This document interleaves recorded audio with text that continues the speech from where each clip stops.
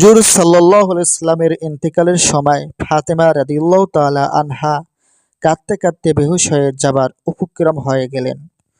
তখন হুজুর সাল্লাল্লাহু আলাইহি সাল্লাম ফাতেমা রাদিয়াল্লাহু তাআলাকে ইশারা দিয়ে তিনি তার কান রাসূলের মুখের কাছে রাখলেন। হুজুর সাল্লাল্লাহু আলাইহি সাল্লাম কি যেন বললেন। ফাতেমা রাদিয়াল্লাহু তাআলা এর কান্না বন্ধ হয়ে গেল। আয়েশা রাদিয়াল্লাহু তাআলা বললেন, মা, রাসূল তোমার কানের কি বললেন যে তোমার কান্না হঠাৎ বন্ধ হয়ে গেল? ফাতেমা রাদিয়াল্লাহু তাআলা বললেন, আম্মাজান, আমার আব্বা আমার কানে বললেন, মা ফাতেমা, তুমি কাঁদিও না, তোমার কান্না আমি সহ্য করতে পারছি না। আমি তোমাকে সুসংবাদ দিতেছি, আমার মৃত্যুর পর সর্বপ্রথম তোমার সাথে আমার দেখা হবে। তখন ফাতেমা রাদিয়াল্লাহু তাআলা বুঝতে পারলেন আমার বেশি দেরি হবে না, আমি তাড়াতাড়ি আব্বার সাথে শামিল হতে পারবো।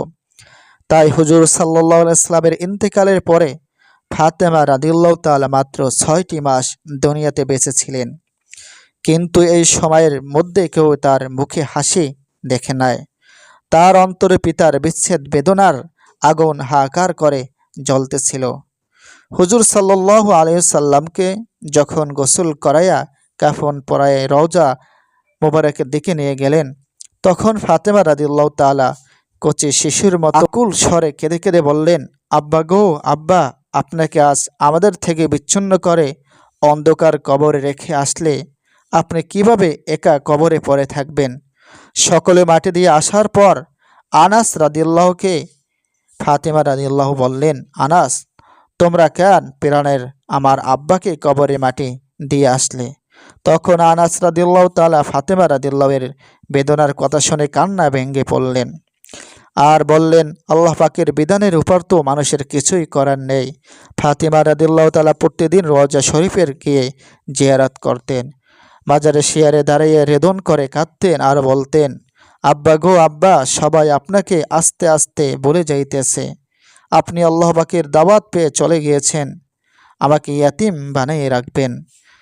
আপনার হাসান হোসেন আপনার সুখে দুলায় গড়াইতেছে, কে তাদেরকে সান্ত্বনা দেবে? এইসব কথা বলে কাঁদতে কাঁদতে আর হিক্কা উঠে যেত। অবস্থা দেখে কেউ না কেঁদে পারত না, এমনভাবে কাঁদত। হুজুর সাল্লাল্লাহু আলাইহি সাল্লাম দুনিয়া হতে চিরবিদায় হয়ে যাওয়ার শোক যাতনা ফাতেমা কোনো মতেই সামলাইতে পারলেন না। বাহিরে তার কোনো রোগ দেখা যায় নাই, কিন্তু ভিতরে ওই অসহ্য শোকের জ্বালায় তিনি তিলে তিলে শেষ হয়ে যাচ্ছিলেন। পিতাকে চিরবিদায় দিবার পর পিতার নিকট যাইবার জন্য তিনি দিন দিন গুনতে লাগলেন। মানুষের সাথে কথাবার্তা বাদ দিয়ে নির্জনে অবস্থান শুরু করলেন। জান্নাতুল বাকির পিছনে একটি নির্জন ঘরে বসে তিনি নীরবে কাঁদতেন আর তাসবিহ, তাহলিল, কোরআন শরীফ পাঠ ও নামাজ আদায় করতেন। তার চোখের পানিতে বুক বাসাতেন, এভাবে তার শরীর ভেঙে পড়ল। হযরত আলী রাদিয়াল্লাহু তাআলা তার এই অবস্থা দেখে চিন্তিত হয়ে পড়লেন। হায় রে, ফাতেমার মতন নারী রত্ন লাভ করে আমি নিজেকে দুনিয়ার শ্রেষ্ঠ ভাগ্যবান বলে মনে করছিলাম, এখন তাকে হারাতে হবে। হতভাগ্য শোক সাগরে পড়লাম। হাসান হুসাইন, জয়নব মায়ের এই অবস্থা দেখে নিজেদেরকে অসহায় মনে করতে লাগলেন। হযরত আবু বকর রাদিয়াল্লাহু তাআলা এর পত্নীকে ফাতেমা রাদিয়াল্লাহু বললেন, আমি আপনাকে কয়েকটি কথা বলতেছি, অবশ্যই এটা আপনি রক্ষা করবেন। আমার মৃতদেহ গোসল দেওয়ার সময় আমার খাটের চারিপাশে পর্দা করে লইবেন আর রাত্রিতে আমার কাফন দাফন শেষ করতে বলবেন। দিন হয়ে গেলে লোকের লক্ষ্য করে দেখবে আর বলবে, ফাতেমা এতটুকু লম্বা ছিল। এভাবে পর্দার খেলাপ হয়ে যাবে। পরদিন আলী রাদিয়াল্লাহু তাআলা বাহির হতে এসে দেখলেন ফাতেমা রাদিয়াল্লাহু তাআলা রুটি তৈরি করে দুই ছেলের মাথায় দয়ে গোসল করিয়ে দিতেছেন আর তাদের মুখের দিকে তাকাইয়ে কাঁদতেছেন। আলী রাদিয়াল্লাহু তাআলা বললেন, দুর্বল শরীরে এত কাজ কেন করতে গেলে? ফাতেমা রাদিয়াল্লাহু তাআলা বললেন, দুনিয়ার কাজ আমার শেষ হয়ে গিয়েছে। আজ রাতে স্বপ্নে দেখলাম আব্বাজান আমাকে বললেন, ফাতেমা, আমি তোমার প্রতীক্ষার সময় কাটাচ্ছি, তুমি শীঘ্রই চলে আসো। পিতার আহ্বানে মনে হয় কালই আমার চিরবিদায় নিতে হবে। তাই ছেলেদেরকে খাওয়াবার জন্য কিছু রুটি তৈরি করে রেখে গেলাম আর নিজ হাতে দেয়া কাপড়ের ছেলেদেরকে সাজিয়ে রেখে গেলাম। ইহা শুনে আলী রাদিয়াল্লাহু তাআলার অন্তরে শোকের তুফান বইতে লাগলো। তিনি আর কোনো কথা বলতে পারলেন না। এই সময় হাসান হুসাইন নানা রওজা মোবারকের অবস্থান করতেছিলেন। ফাতিমা রাদিয়াল্লাহু তাআলা আবু বক্কর এর স্ত্রীকে বললেন, ছেলেরা আসলে তাদের জন্য গৃহ বসে খেতে দেবে। একটু পরেই তারা দুই ভাই আসা মাত্র আবু বক্করের স্ত্রী তাদেরকে ডেকে অন্য গৃহে খাবার দিতে গিয়ে গেলেন।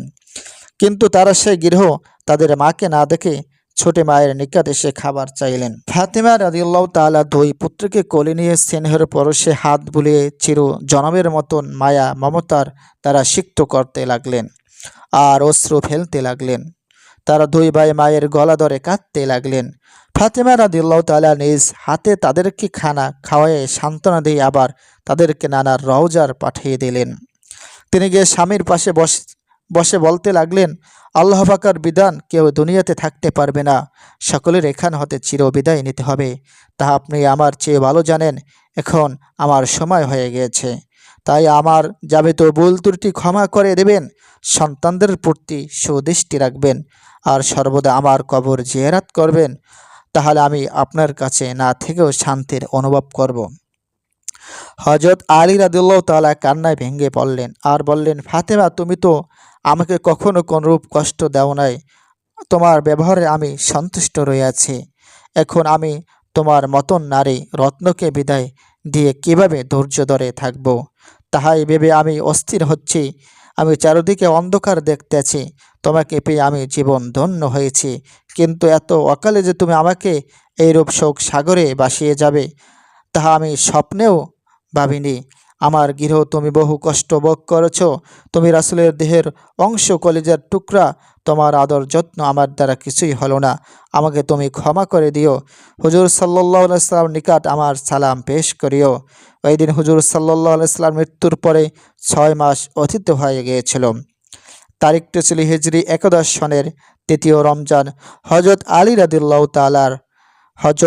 রাদিয়াল্লাহু এর সাথে কথা বলার পর ফাতিমা রাদিয়াল্লাহু তাআলা উম্মে সালমা রাদিয়াল্লাহুকে বললেন, আমার গোসলের জন্য পানির ব্যবস্থা করুন।